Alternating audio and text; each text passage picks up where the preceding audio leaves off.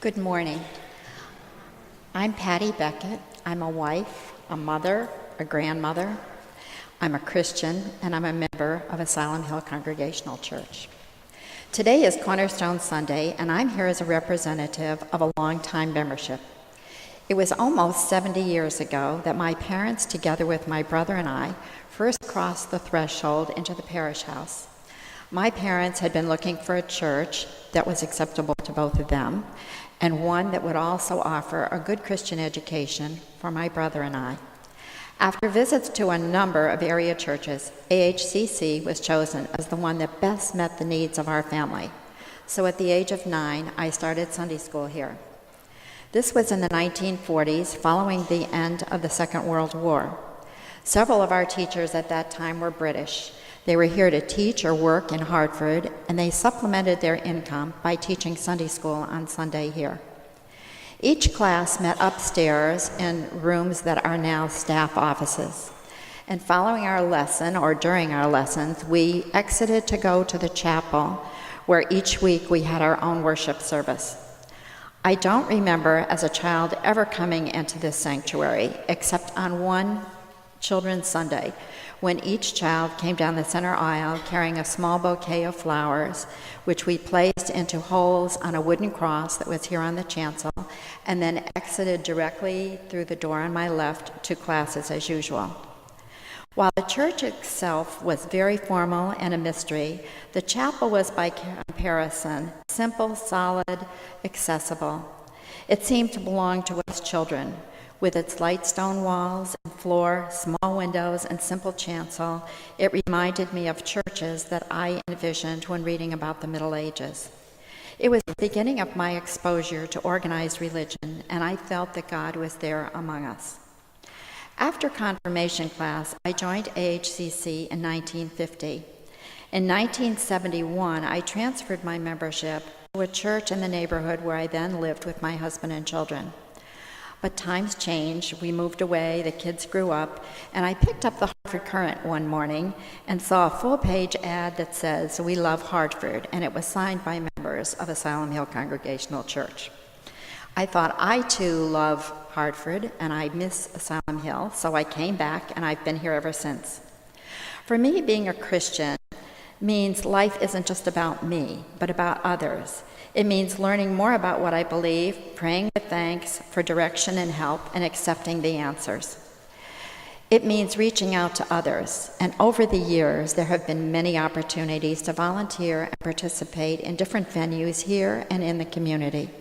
Whether it was teaching, Stephen ministry, mission trips, fairs, tutoring, each experience offered me far more than I ever gave. Now, almost 70 years have sped by, and I stand before you, gray-haired, wrinkled, slower of gait, considered elderly by some, but not by me. There is still much to do, and there is so much available. I'm grateful to have the opportunity to participate in something I believe in. An example is when last spring I joined a new group here called Step Up, Step Out to End Culture of Violence, called SUSO.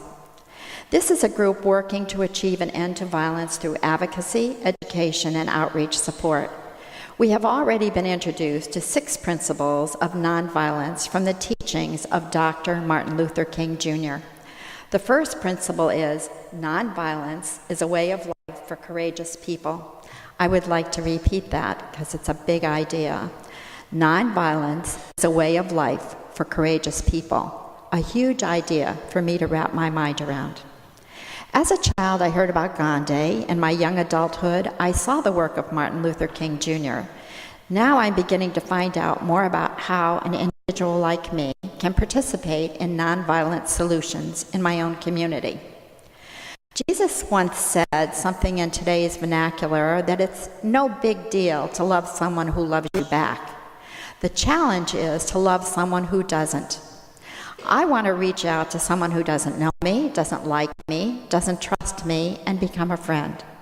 Seems impossible? I don't think so, and I'll tell you why I think big changes are possible. About 100 years ago, my grandfather and others believed, spare the rod, spoil the child. Many experienced the rod, the belt, or the hand.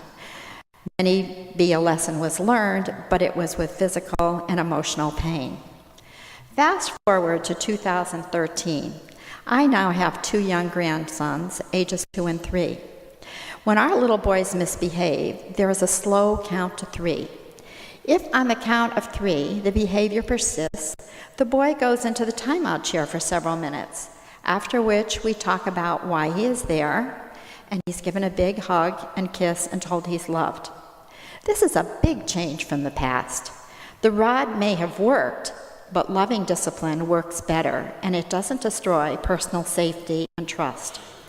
My thought is, if we can revolutionize how we discipline our children, we can revolutionize how we deal with our neighbors through practicing nonviolent responses, which will become the adult form of the timeout chair. And I hope that many years from now, on a Cornerstone Sunday, one of you will be up here talking about how nonviolence has spread in our community, and you will be sharing about that will make our church and community even better.